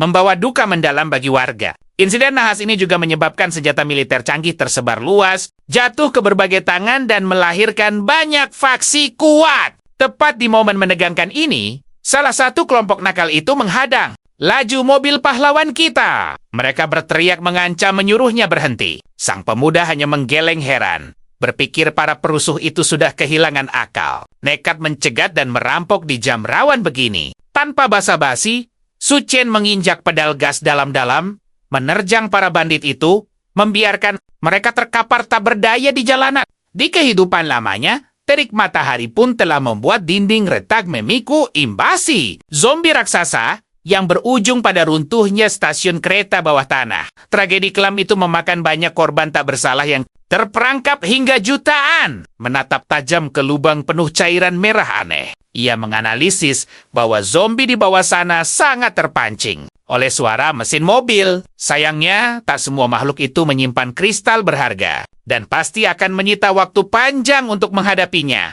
Sekaligus, karena itu, ia melaju terus dengan mobilnya untuk menyelidiki situasi di kampus terdekat. Dengan cerdik, ia memanfaatkan momen menyimpan kendaraannya ke sistem, lalu melangkah masuk dan menemukan zombie-zombie terikat rantai. Tiba-tiba 3 pria muncul, menuduh pemuda tangguh ini, menyusup ke wilayah kekuasaan mereka dan memaksa menyerahkan tasnya. Namun, sang tokoh utama dengan senyum tipis berkata, mereka seharusnya bisa meminta tolong baik-baik dan mengizinkannya lewat karena ia membawa paha ayam panggang yang lezat. Ketiga pria itu seketika melongo. Takjub bagaimana makanan seenak itu ada di tengah kiamat. Lalu memelas agar ia melemparkannya. So Chen dengan riang menuruti permintaan itu. Melempar paha ayam yang sukses membuat ketiganya berebut sengit. Namun kocaknya, mereka baru sadar ayam itu terikat pada seutas tali. Dan sang pemuda menariknya kembali dengan iseng. Ketiga pria itu meledak dalam amarah. Namun pahlawan kita lebih cepat menarik pelatuk senjatanya. Sambil menyeringai, ia berkomentar tak menyangka ada sebanyak ini orang bodoh di kehidupan. Sebelumnya, dan kejadian ini menjadi pelajaran bahwa menolong sembarang orang di kiamat hanya membawa masalah konyol. Setibanya di laboratorium rahasia, ia menghancurkan gembok pintu dengan kekuatan. Tangan kosong menyadari ada benda krusial di sana. Tapi, sialnya sekelompok perusuh bersenjata telah berkumpul menutupi akses masuk laboratorium itu. Mengancamnya untuk segera pergi. Dengan tatapan tajam, pahlawan kita membalas bahwa ini adalah momen penentuannya dan ia sama sekali tak mau diganggu. Namun kejutan tak terduga terjadi. Sang komandan tangguh mendadak muncul dari belakang. menumbangkan para bandit dengan elegan. Namun bukannya berterima kasih, So Chen justru membidik kepalanya dan menyuruhnya diam. Sungguh di luar dugaan. Sang kapten cantik bersiap membalas. Menguncinya dengan gerakan unik. Tapi rupanya itu sama sekali belum cukup untuk menahannya. Karena pemuda itu malah berhasil mengikatnya erat di sebuah kursi kayu. Dia penasaran siapa wanita ini. Dengan tegas, sang wanita mengaku sebagai Baikong, kapten kebanggaan tim pasukan khusus Harimau Biru, dan menyuruhnya segera melepaskan ikatannya. Sang tokoh utama langsung bertanya, apakah dia mengenal Xiao Feng, pemuda yang ditemuinya beberapa hari lalu. Sang kapten pun terkejut dan menanyakan balik. Baikong cerita pernah menyelamatkan nyawa pemuda itu. Sambil asyik memanggang daging dengan santai, sang tokoh utama mendengarkan laporan kapten tentang sekelompok buronan licik. Para buronan itu merebut sekolah, menjadikan para siswa tawanan, dan merampas senjata mereka. Saat kawanan monster menyerang titik penyelamatan dengan sangat ganas, Aofang bertindak heroik memimpin warga keluar. Namun tak menyangka ada beberapa tahanan licik yang menyusup di tengah-tengah kerumunan warga. Biasa itu. Su Chen tersenyum tipis dan menyahut bahwa jika ceritanya begitu, ini bukan sepenuhnya kesalahan sang kapten. Baikong menimpali selama senjata-senjata itu ada. Masalah ini pasti bisa diatasi. Kapten lalu memprotes sampai kapan dia akan terus diikat di sana. Dengan nada usil, sang tokoh utama pun menjawab. Selama wanita itu tidak bertindak gegabah menyerangnya dengan jurus aneh lagi, semuanya akan aman. Namun, sang kapten dengan tegas memberitahukan niat aslinya sekarang, bahwa dia harus segera pergi menyelesaikan misi dan hanya bisa memberikan bantuan tembakan. Perlindungan jarak jauh. Sang tokoh utama pun tersenyum menyuruhnya untuk bergerak cepat. Baikong bertekad penuh menyerbu markas itu lagi. Karena hanya dengan merebut kembali persediaan logistik yang dicuri, maka dipastikan semua orang yang terjebak di kampus bisa bertahan. Su Chen tiba-tiba menyuruhnya menunggu sebentar. Lalu dengan gaya keren mengeluarkan sebuah senapan laras panjang dari tasnya. Dia menyatakan bahwa Xiao Feng adalah sahabat baiknya dan dia wajib turun tangan membantunya. Sementara itu di tempat lain, bos besar penjahat mulai bertanya. Anak buahnya dengan angkuh melapor bahwa pasukan lain sudah bersiaga di luar, siap menundukkan para siswa yang bersembunyi ketakutan di area asrama. Namun tiba-tiba, pintu hancur. Sang tokoh utama melangkah santai, tersenyum lebar sambil meminta maaf karena telah mengganggu pertemuan rahasia mereka. Semua penjahat di ruangan itu terbelalak tak percaya. Bagaimana mungkin pemuda ini bisa menghancurkan pintu tebal itu dan melewati 20 penjaga hebat, mengarahkan jarinya dengan gaya jenaka. Dia berseru, "Dor!" Tiba-tiba saja, sebuah ledakan mengagetkan terjadi, melumpuhkan sang penjaga seketika dan membuat suasana berubah mencekam. Seluruh ruangan gemetar ketakutan melihat keajaiban itu. Sang tokoh utama dengan aura intimidasi memerintahkan semuanya untuk tetap diam jika tidak ingin bernasib buruk. Bos penjahat itu pun meledak dalam amarah besar. Rupanya Nun jauh di sana. Sang kapten sedang membidik dari gedung seberang menggunakan senapan. Runduknya, dialah eksekutor tembakan misterius itu. Kapten masih merasa taktik brilian ini terlalu berisiko dan bisa memancing musuh. Sebelumnya, sang tokoh utama telah berpesan agar dia diam di posisi itu dan menembak tepat pada aba-abanya. Baikong sungguh tidak percaya bisa terseret ke dalam rencana gila ini. Tiba-tiba, tirai jendela menutup rapat. Kapten kebingungan dan mencoba menghubungi sang tokoh utama. Tak lama, dia mendengar suara panik dari bos penjahat yang menyadari semua tipuan ini dan tahu keberadaan penembak runduk tersebut. Menyadari posisinya terbongkar, kapten langsung berlari kencang memindahkan titik persembunyiannya. Sambil berlari, dia melapor kepada sang tokoh utama bahwa dia akan mengulur waktu dan segera menerobos masuk untuk melakukan misi penyelamatan epik. Tanpa ragu, dia melesat menyusuri lorong dan mendobrak masuk. Berteriak heroik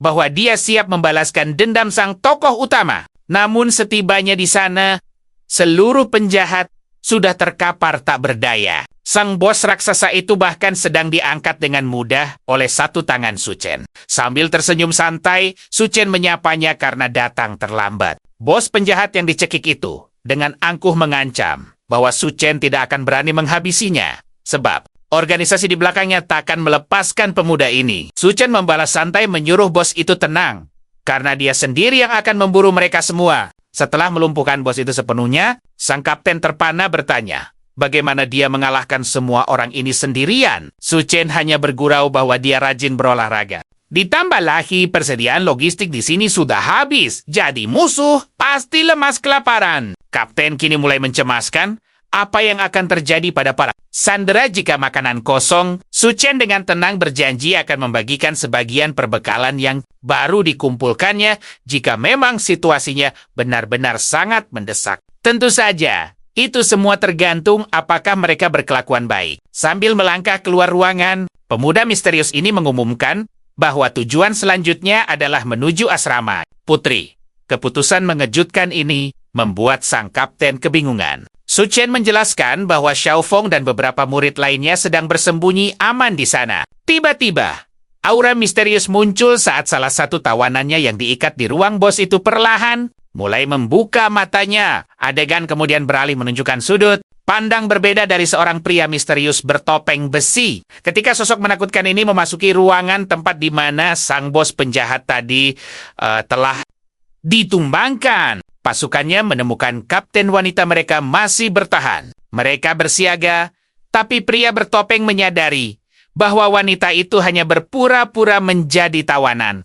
Yang lemah, sambil memandangnya yang tergantung. Pria bertopeng itu bertanya sinis, apakah dia sudah menemukan sensasi seru yang dicarinya? Wanita itu tersenyum misterius dan menjawab, dia telah merasakan sensasi menantang maut yang luar biasa. Pria kejam itu langsung mengeluarkan cambuknya, menghantam udara, dan mengintimidasi tentang perasaannya saat ini. Tampaknya, ketegangan seperti ini adalah hal biasa baginya. Sang pria bertopeng menuntut siapa yang telah mencuri perbekalan mereka. Wanita itu menyebut sang pelaku. Layaknya iblis. Pria itu mendesak sebuah nama dan bersumpah akan membalasnya. Sambil tersenyum tipis, sang wanita akhirnya membocorkan nama tokoh utama kita. Kembali ke asrama Putri, Kapten Baikong terkejut melihat bagaimana Xiao Fang bisa sampai ke sana. Xiao Fang tersenyum lebar menyapanya. Bersyukur bisa bertemu lagi dengan selamat. Dia lalu penasaran akan kehadiran sang tokoh utama. Su Chen dengan raut khawatir melihat cedera Xiao Fang yang cukup parah dan memintanya segera memperlihatkan lukanya. Meski hanya goresan kecil, kondisinya memburuk secara tak wajar. Sang tokoh utama memperingatkan ada ancaman infeksi misterius akibat gigitan monster kanibal. Kuku pemangsa buas itu penuh bakteri berbahaya. Membiarkannya tanpa perawatan bisa sangat mengancam keselamatan jiwanya secara fatal. Dengan dramatis, prajurit Wagner mengungkapkan keputusasaannya bahwa kini pasokan obat-obatan sangat langka dan mustahil untuk ditemukan. Sumber daya sangat mustahil ditemukan. Dan dia menegaskan tidak akan menyerah pada nasib buruk ini begitu saja. Namun, siapa sangka, sang tokoh utama tiba-tiba menyerahkan sekotak penuh obat-obatan. Semua orang tercengang, heran, dari mana dia mendapatkan perbekalan sebanyak itu.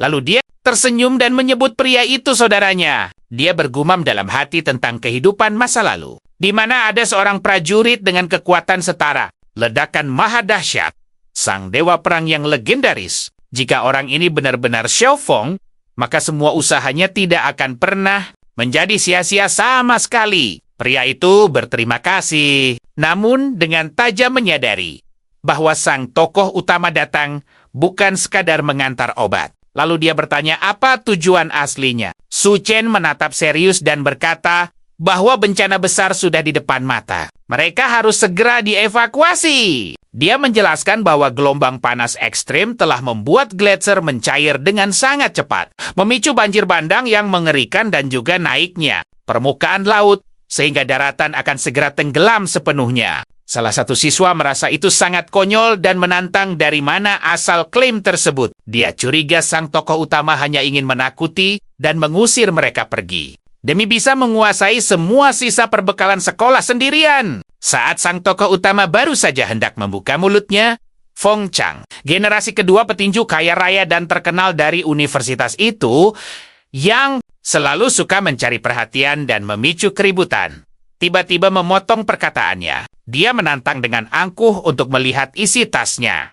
Namun, tokoh utama kita tanpa ragu langsung menamparnya. Gadis itu berteriak tidak terima. Sementara kerumunan di belakang justru bersorak gembira melihat aksi yang baru saja sang pahlawan lakukan. Mereka menganggapnya sangat menyebalkan dan pantas mendapatkannya. Su Chen tersenyum kecil, menyadari sepertinya gadis itu memang sangat tidak disukai di sana. Namun, gadis itu malah histeris dan mengancam akan memanggil ayahnya untuk membalas dendam kepada semua orang. Di tempat itu, dia pun pergi mengamuk sambil terus mengutuk sang tokoh utama. Sama sekali tidak menyadari bahwa sosok misterius dengan topeng besi sudah mengintainya dari belakang dan langsung menangkapnya. Di sisi lain, saat pahlawan kita melangkah keluar dari sekolah, dia menatap ponselnya dan bergumam bahwa hal terpenting saat ini adalah menunggu hiu Raja Emas bermutasi sempurna. Lalu mengambil kekuatannya, dia merenung penuh harap